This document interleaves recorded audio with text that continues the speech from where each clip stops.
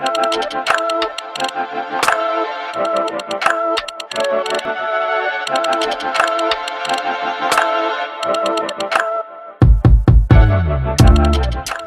hello, hello. This is Tamika Seaton, President and CEO of Grow Your Nonprofit, where we help startup small and stagnant nonprofits grow through fundraising strategies, strategic planning, and so much more. Guys, today you're in for a treat. I have my special guest here, the CEO of Hope Clubhouse, Miss Erin Bouchard. But before we get started, I'd like to thank the sponsors of my podcast. Hodges University with a campus in Fort Myers. Stay near, go far. They change lives for the better. Trinity Life Foundation, Naples, helping at-risk youth through their enrichment programs. AVID, that stands for the Associations of Haitians Living Abroad. They just opened an amazing support center right here in the beautiful Fort Myers, where they will help you with immigration support, utility billing, and so much more. Last but not least, Vax Truth. They just received a grant from the CDC to raise awareness of COVID-19 and community resources in the Black and Brown communities. So like I said, guys, my favorite guest here is Miss Erin with Hope Clubhouse. Hi, Erin. How are you? I'm wonderful. Thank you so much for having me. Thank you so much for being here. Happy Cinco de Mayo. I know. Where's the tacos? I know. I didn't think of that. Tacos and tequila, right? Hey, yes. Very good. So we'll start the podcast with you telling us a little bit about your background. I know before we started recording, you mentioned that you served in the military in the Air Force, which is the best branch, right? As far as I'm concerned, yes. I agree. I love it. So tell us a little bit about your background experience and how did you get into the nonprofit world? I appreciate you asking that. A lot of folks jump straight into the organization. Yes. So I went into the military as a teenager, and I'm a very proud veteran. But it honestly set the foundation to be able to do this. I did logistics.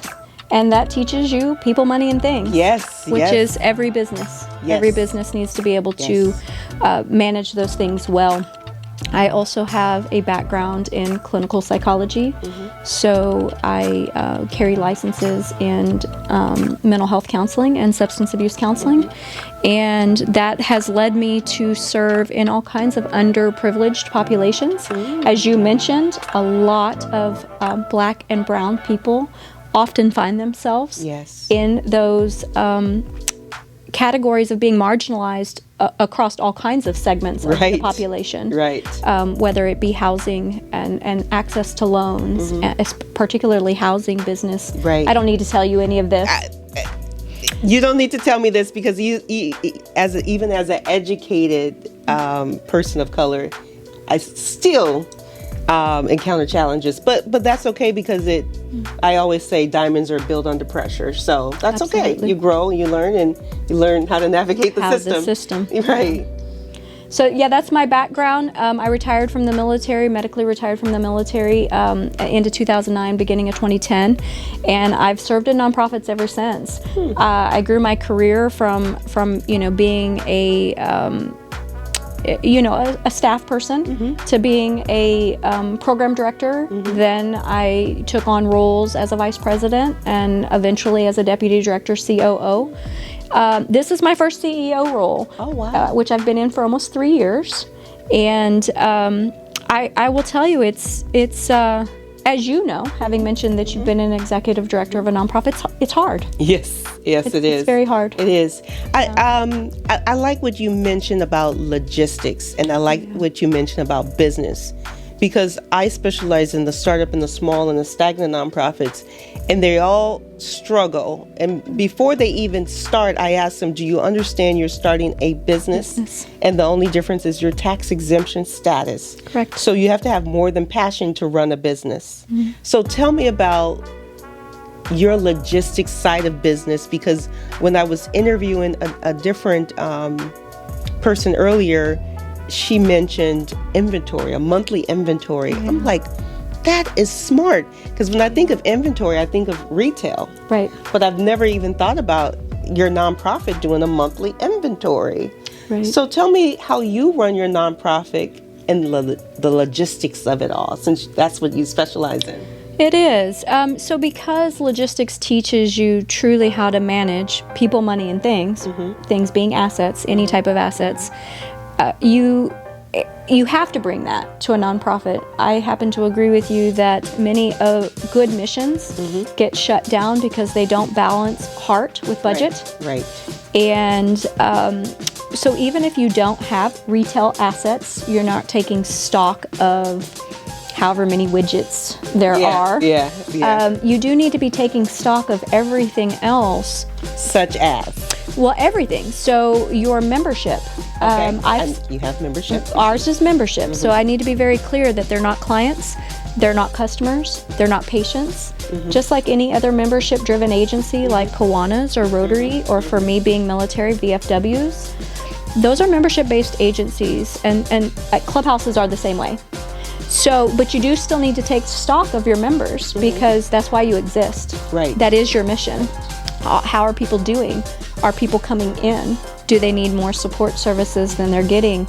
We have a very robust reach out program. So we go through everybody who hasn't been there, whether it's via that week or via that month. Everybody has a set threshold in their profile. I don't want to be contacted unless you haven't heard from me in a month. Okay. Right? So we run those types of inventories. And then there's more traditional inventories, right? You should, you hope, you better take care of your money. Yes. Right? Yes. So are you balancing your books? Are you prepared for external audits?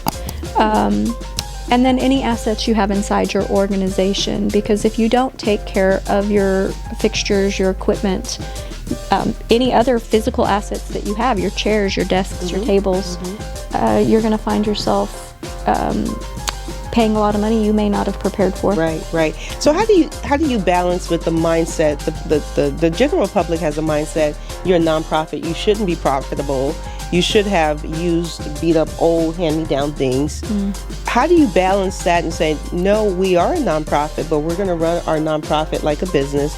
We're going to invest in technology and quality things. And it's okay to pay your CEO well, your staff well, because we want to attract and retain top talent. How do you balance that and get that message out, not only to your board, but the community? So I'm very blessed that Hope Clubhouse operates under the Carver model of governance. So they are truly just an oversight board. They have no operational say in the decisions that I, in the CEO role, make inside Clubhouse. I've worked in both models. They both have a very important role to play based on the agency. I have a TBI, which stands for traumatic brain injury, from my military service. So I struggle with names. But the BOLD training, anybody who has not seen that for nonprofits should take the time to take the training, because they specifically talk about why the 10% overhead rule in a nonprofit makes no sense. Right. It is a business, and the concept of you have to spend money to make money still exists. No, I'm not suggesting that you have a 90% admin budget and a 10% mission budget, but the 10% admin budget doesn't work in most cases either.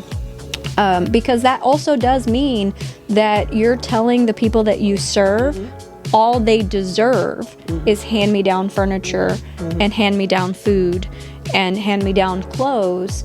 And so you're continuing in your service to marginalize them. Right. Which isn't okay.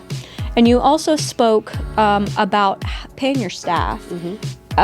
What happens a lot in social services and nonprofits is they're barely paid a livable wage either. And they become very similarly positioned as the people you serve. And that's not okay. Right. So one of the first things that I did when I was able to, I had to build the budget to do that, was gave a 10% pay increase across the board. And then I gave another 3% cost of living as well. Even so, that compensated for the current inflation rate. You can't expect your people, even who want to serve from a place of heart, of giving, to not be able to pay their bills. Right. And you know, that's one of my concerns is you give so much as working in a nonprofit, but what about you? What about your exit strategy? What about when you retire? Like, who's going to take care of me? Yeah. And I worry a lot about specifically founders and leadership and staff who give their all and say they put in their 30 years and they just physically can't work anymore, what happens if they were not, I guess, proactive in their finances and saving or investing in retirement? Then they may be a participant of your services because, they were so passionate about that mission that they forgot about themselves. Right. So, two things. For me personally, I am truly blessed that I have a pension from the military. So I've obtained a retirement that I'll have for the rest of my life. But you're absolutely right. In today's modern world, pensions and retirements are very much a thing of the past, unless you built them through your 401ks or other strategies.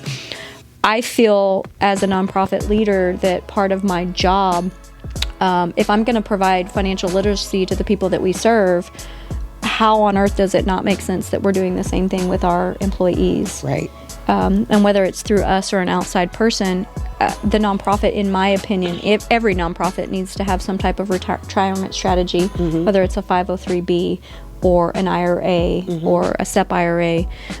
You need to have some vehicle. Yes. And if you have the ability to match, you need to match. And if you don't currently have the ability to match, that needs to be part of your strategy, is to be able to match going forward. Yeah. Going forward. We could have we could have a conversation all day about business, because I love the nonprofit side of business. Yeah. But getting into Hope Clubhouse, I noticed you have 4 pillars of hope for Clubhouse. I believe it's education, housing, wellness, and so think about business, employment. That's right. And that's Absolutely. I met your staff member at a Goodwill job fair. There I had a booth there, and she was her booth was right across from me, and I went over and introduced myself. She was like, "No, I wouldn't be a great person to interview, but my CEO would be." And you were very responsive, so thank you so much. So you met Karen Bibbo. I did. She is our employment manager. She has a background in vocational rehabilitation and education. That's what her background, her degree is in. And she is very passionate about how do you help people gain longer term stability. And all of these core components have to work together. How do you keep people housed? How do you keep them employed if they're able to be employed? How do you keep them outside of food insecurity? How do you do all of those things? And so you mentioned our pillars. They're very important to us because Clubhouse is for individuals with mental health, right? So they're already a whole nother stigmatized segment of the population.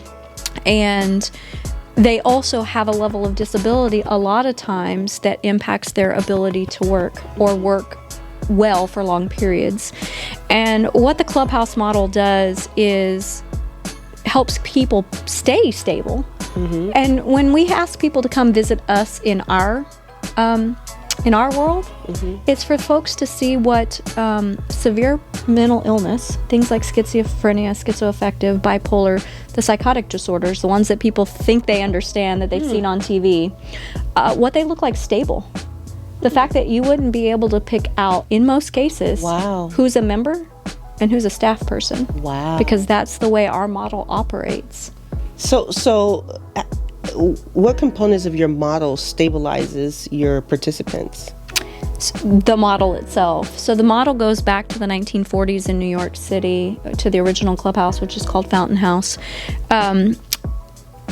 Think about, from clinical terms, that even the most severe cases outside of a hospital setting might get an hour of clinical support per week. What do you do with the rest of that time? What do you do when isolation, loneliness, symptoms kick in, sadness, depression, suicidal ideation? What do you do with all of those things? And just like anybody else, loneliness has become its own epidemic. Oh, yes. So the Clubhouse is a community. That's what it's for. People say, well, are you a day program? In the traditional sense, sort of, right? Are we open during the day? Can people come and go as they please? But the reality is it's a community. So they find friendship. They find support in a way that when people think about case management, I refer to the fact that these folks aren't cases. So we walk with individuals, and that's whatever that is. So this morning we have a gentleman who has a HUD housing voucher who's not been able to find another place.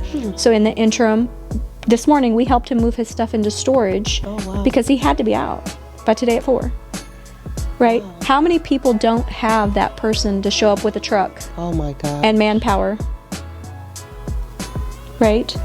People all over our communities are facing these situations that are hard to handle alone. Our members aren't alone. Oh, I love that. I love that. So they have really a community of support, and they know that they can turn to you when they have no one else, not even family. And in many cases, people are shut off from their family because their illness was so bad for so long that their families have, in many cases, either they're gone, because as people age, their traditional family passes on, or sadly they've burnt bridges in their illness prior to being stable, but not at Hope. Our motto is once a member, always a member. And so as long as you're not a danger to yourself or others, you always have a community that will step up to whatever situation you're facing. And I dived into each pillar on your website, and my passion is always housing. I know all the other 3 pillars are very important. Housing. Southwest Florida has gotten really, really expensive. And I know there's talk everywhere about affordable housing. And I start to question, well, what is the definition of affordable housing? And I know it's the median income in the specific area. But a lot of people still can't pay that, right? Because rents are very high. And just to try to purchase a house, how do you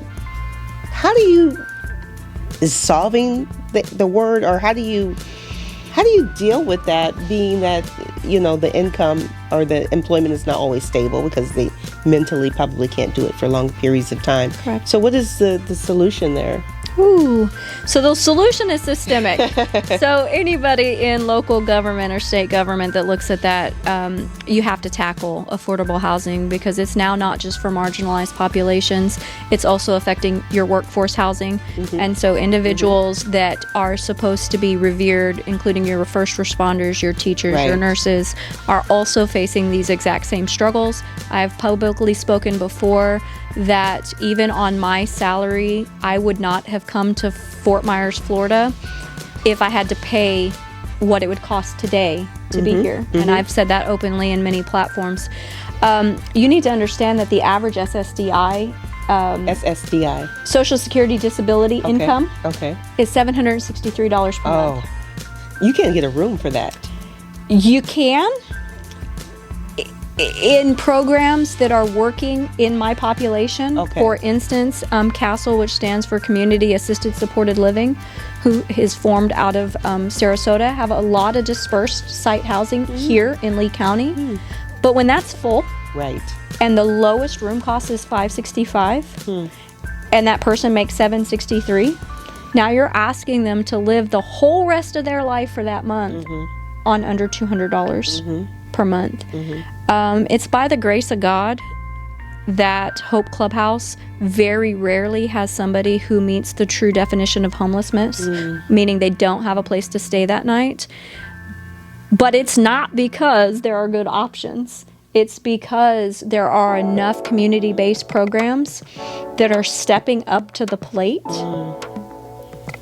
but not to meet the growing needs, because it's the working poor that are now finding themselves unable to afford rents, let alone buy a place. Wow. I told you the time goes by so fast.